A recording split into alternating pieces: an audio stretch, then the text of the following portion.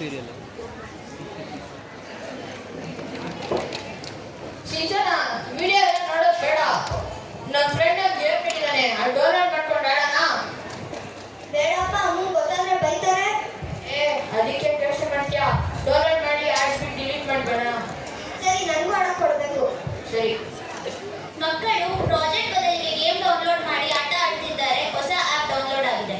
ಪಕ್ಕದಲ್ಲಿ ಮಕ್ಕಳ ಕಲಿಕೆಗೆ ಉತ್ತಮ ವಾತಾವರಣ ಲಭಿಸಿದೆ. ಜಾಗರೂಕ ಪೋಷಕರ ಪಾತ್ರ. ಅಮ್ಮ, ನಾನು ಓದ್ಕೊಳ್ತೀನಿ. ಸರಿ ಅಮ್ಮ, ಓದ್ಕೋ, ಟೈಮ್ ವೇಸ್ಟ್ ಮಾಡಬೇಡ. ಅಮ್ಮ, ಒಂದು ನಿಮಿಷ, ಫೋನ್ ಬೇಕು ಪ್ರಾಜೆಕ್ಟ್ ಮಾಡೋಕ್ಕೆ. ಫೋನ್ ಯಾಕೆ ಬೇಕು ಪ್ರಾಜೆಕ್ಟಿಗೆ? ನಿಮ್ಮ ಸ್ಕೂಲ್ ಲೈಬ್ರರಿಯಲ್ಲಿ ಎಲ್ಲ ನಿಮ್ಗೆ ಇನ್ಫಾರ್ಮೇಶನ್ ಸಿಗತ್ತಲ್ವಾ? ಇಲ್ಲ ಅಮ್ಮ, ಕೆರಿಯರ್ ಫಂಕ್ಷನ್ ತಗೊಂಡು ಬಿಗಿ ಇನ್ಫಾರ್ಮೇಶನ್ ಐತೆ, ಅದಕ್ಕೆ ಫೋನ್ ಬೇಕು. ಸರಿ ತಗೋ. ಇದರಲ್ಲಿ ಗೇಮ್ ಆಡೋದು ಆಟ ಆಡೋದು ಏನು ಮಾಡಬೇಡ. ಈಗ ಏನಾದ್ರು ಹೆಲ್ಪ್ ಬೇಕಾದ್ರೆ ನಾನು ಬಂದು ಹೆಲ್ಪ್ ಮಾಡ್ತೀನಿ. ನನಗೆ ಇವಾಗ ಅಡುಗೆ ಮನೆಗೆ ಕೆಲಸ ಇದೆ, ನಾನು ಮುಗಿಸ್ಕೊಂಡು ಬಂದು ಮಾಡ್ತೀನಿ. ನಾನು ಕರಿ. ಸರಿ ಅಮ್ಮ.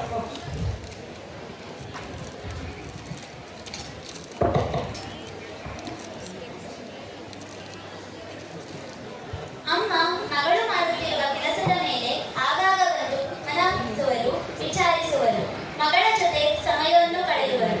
ಮಗಳಿಗೆ ಎಷ್ಟು ಅವಶ್ಯಕತೆ ಇದೆ ಅಷ್ಟು ಮಾತ್ರ ಮೊಬೈಲ್ ನೀಡಿ ಸಹಕರಿಸುವರು. ಪಕ್ಕದಲ್ಲಿ ಅಮೃತಧಾರೆ ಸೀರಿಯಲ್ ಮುಗಿದ ನಂತರ ಮಕ್ಕಳ ಕೋಣೆಗೆ ಅಮ್ಮನ ಆಗಮನ.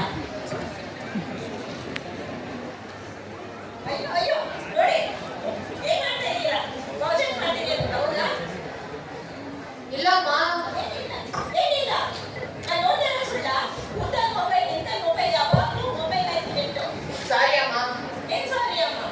ಓ, ಬೇರೆ ಮನೇಲಿಲ್ಲ. ಹಾಕಲ್ಲಪ್ಪ ನನಗೆ. ನೋಡಿ ಮೊಬೈಲು ಕನ್ನಡ ಬೇರೆ ಬಂದಿದೆ.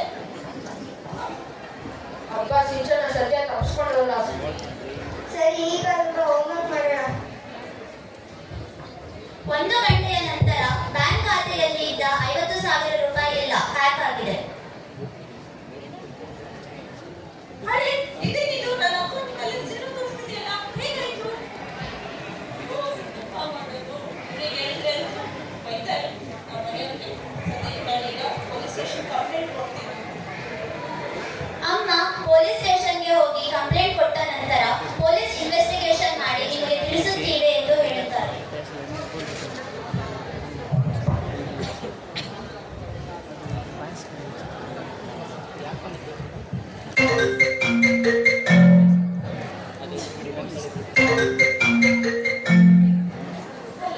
ಹಲೋ, ರಮ್ಯಾ ಅವರ?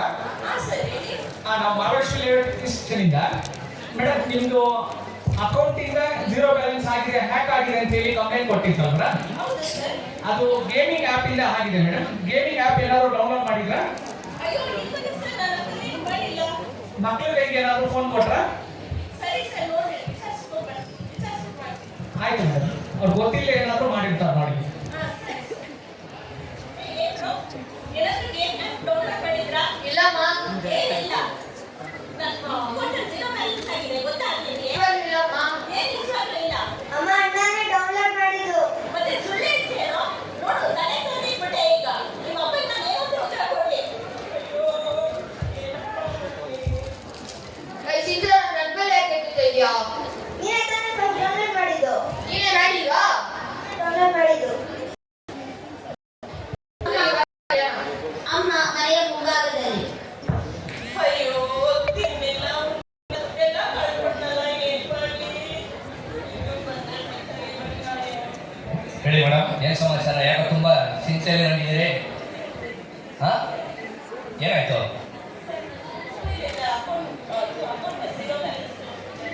ಯಾಕದು ಹೆಂಗಾಯ್ತದು?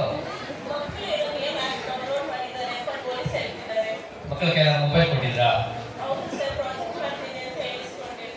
ಇಲ್ಲ ಮೇಡಮ್, ಮಕ್ಕಳ ಕೈಗೆ ಈಗ ಮೊಬೈಲ್ ಯಾಕೆ ಕೊಡ್ತಾರೆ? ಈಗ ಪಕ್ಕದಲ್ಲಿ ಕೂತ್ಕೋಬೇಕಲ್ವ ಮೊಬೈಲ್ ಕೊಟ್ಟ ಮೇಲೆ?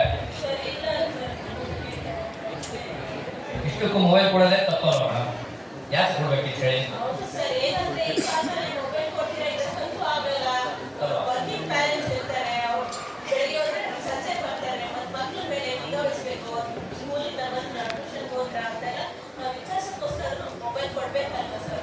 ಮೇಡಮ್, ಇಷ್ಟೆಲ್ಲ ಕೆಟ್ಟ ಚಟುವಟಿಕೆಗಳಿಗೆ ಒಂದು ನಾರ್ಮಲ್ ಮೊಬೈಲ್ ಕೊಡ್ಬೋದಿತ್ತಲ್ಲ, ಸ್ಮಾರ್ಟ್ ಮೊಬೈಲ್ ಕೊಡ್ಬೇಕಾ?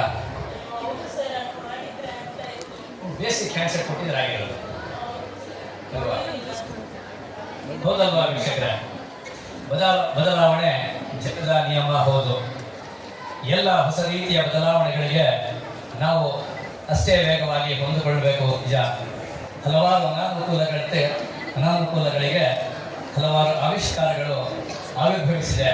ಅಂತಹ ಆವಿಷ್ಕಾರಗಳ ಪೈಕಿ ನಮ್ಮ ಈ ದೂರಸಂಪರ್ಕ ಸಹ ಒಂದು. ಅವುಗಳು ನಮ್ಮ ಹಲವಾರು ಅನಾನುಕೂಲಗಳನ್ನು ಹಲವಾರು ರೀತಿಯಲ್ಲಿ ಬಗೆಹರಿಸಿದೆ ನಿಜ. ಅದೇ ರೀತಿ ಸುಮಾರು ತೊಂದರೆಗಳನ್ನು ಸಹ ತಂದೊಡ್ಡಿದೆ. ನಮ್ಮ ಮಕ್ಕಳ ಮೇಲಿನ ದುಷ್ಪರಿಣಾಮಗಳು, ಅವರ ಆರೋಗ್ಯ, ಶೈಕ್ಷಣಿಕ ಸ್ಥಿತಿಗತಿಗಳು, ನಮ್ಮ ಕುಟುಂಬದ ನಡುವಿನ ಸಂಬಂಧಗಳು, ಸಂಪರ್ಕಗಳು ಹದಗೆಡ್ತಾ ಇವೆ. ಸಮಾಜದ ಸ್ವಾಸ್ಥ್ಯ ಹಾಳಾಗ್ತಾ ಇದೆ. ಇದರ ಸದ್ಬಳಕೆ ಮತ್ತು ದುರ್ಬಳಕೆ ಬಗ್ಗೆ ನಾವು ಜಾಗೃತಿ ವಹಿಸಬೇಕು. ಯಾಕಂದ್ರೆ ಒಬ್ಬ ವ್ಯಕ್ತಿ ಬದಲಾದರೆ ಒಂದು ಕುಟುಂಬ ಬದಲಾಗುತ್ತದೆ, ಒಂದು ಕುಟುಂಬ ಬದಲಾದರೆ ಒಂದು ಸಮಾಜ ಬದಲಾಗುತ್ತದೆ, ಒಂದು ಸಮಾಜ ಬದಲಾದರೆ ಒಂದು ಸಬಲೀಕೃತ ಬಲಿಷ್ಠ ದೇಶವನ್ನ ನಿರ್ಮಾಣ ಮಾಡಲು ಸಾಧ್ಯವಾಗುತ್ತೆ. ನಾವೆಲ್ಲರೂ ಈ ರೀತಿಯಾದ ಬಲಿಷ್ಠವಾದ ದೇಶವನ್ನ ನಿರ್ಮಿಸಲಿಕ್ಕೆ ಸಹಕರಿಸೋಣ, ಒಂದಾಗೋಣ.